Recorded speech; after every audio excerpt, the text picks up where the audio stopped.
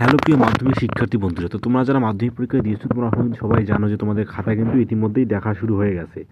এবং আমি তোমাদেরকে সেই আপডেটটা ইতিমধ্যেই দিয়ে দিয়েছি যে খাতা কবে থেকে দেখা শুরু হয়ে গেছে।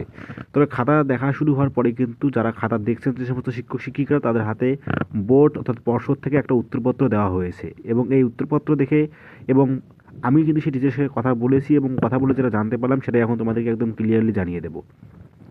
তো দেখো, বোর্ড থেকে যে কোশ্চেন পেপারটি দেওয়া আছে তাতে কিন্তু ইতিহাস প্রশ্নতে একটা খুবই সুখবর রয়েছে যে তোমাদের এখানে কিন্তু একটা কোশ্চেন রয়েছে ইতিহাসের ক্ষেত্রে, যেখানে তোমাদের দুটো অ্যান্সার হবে, অর্থাৎ এমসিকিউ দুটো কোশ্চেনের একটা কোশ্চেন কিন্তু এক একজন এক এক রকমভাবে লিখেছে।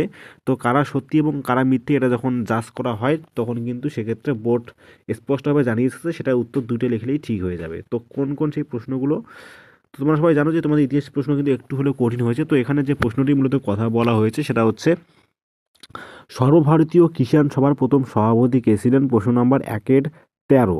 এবং এখানে অপশান ছিল বাবা রামচন্দ্র, খ নম্বর অপশান ছিল এন.জি. রঙ্গ, গ নম্বর অপশান ছিল স্বামী সহজানন্দ এবং ঘ নম্বর অপশান ছিল ফজলুল হক। তো অনেকেই কিন্তু অর্থাৎ বেশিরভাগই কিন্তু স্বামী সহজানন্দ দিয়েছিল, এমনকি আমাদের সলভ ভিডিওতেও কিন্তু স্বামী সহজানন্দ দেওয়া ছিল। তো বোর্ড কিন্তু জানিয়েছে এটা এন.জি. রঙ্গ কিংবা স্বামী সহজানন্দ, অর্থাৎ খ এবং গ ছাত্রছাত্রীরা যেটা ইচ্ছে সেটা লিখলেই, অর্থাৎ যেটা লিখেছে এই দুটোর মধ্যে যে কোনো একটা লিখলেই কিন্তু সে ফুল নাম্বার পাবে।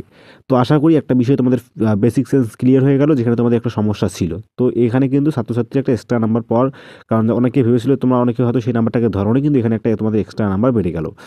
তো এবার মেন কথা হচ্ছে যে পাশের হার ঠিক কীরকম, অর্থাৎ খাতা দেখার পরিপ্রেক্ষিতে পাশের হার কীরকম। তো আমি যে টিচারের সঙ্গে কথা বলেছি ইতিমধ্যে ইতিহাসে যে খাতা তিনি দেখছেন বা যারা দেখছেন আর কি, তো তাদের যেটা দাবি সেটা হচ্ছে ইতিহাসে যারা কমসে কম কিছু হলেও লিখে এসেছে অর্থাৎ সাদা খাতা জমা দিয়ে আসেনি তাদের কিন্তু সেরকম ফেলের হার এখনও পর্যন্ত বের হয়নি। তারা যেটা জানিয়েছে প্রায় 90%-এর উপরে, অর্থাৎ 93 এবং 4%-এর উপরেও কিন্তু স্টুডেন্ট পাস করেছে ইতিহাসে। তো সেক্ষেত্রে ইতিহাস নিয়ে যাদের টেনশন ছিল, আশা করছি তোমাদের সেই সমস্যাটা বা তোমাদের সেই সন্দেহটা এখন দূর হয়ে যাবে, যেটা আমি তোমাদের সামনে ক্লিয়ার করে দিলাম।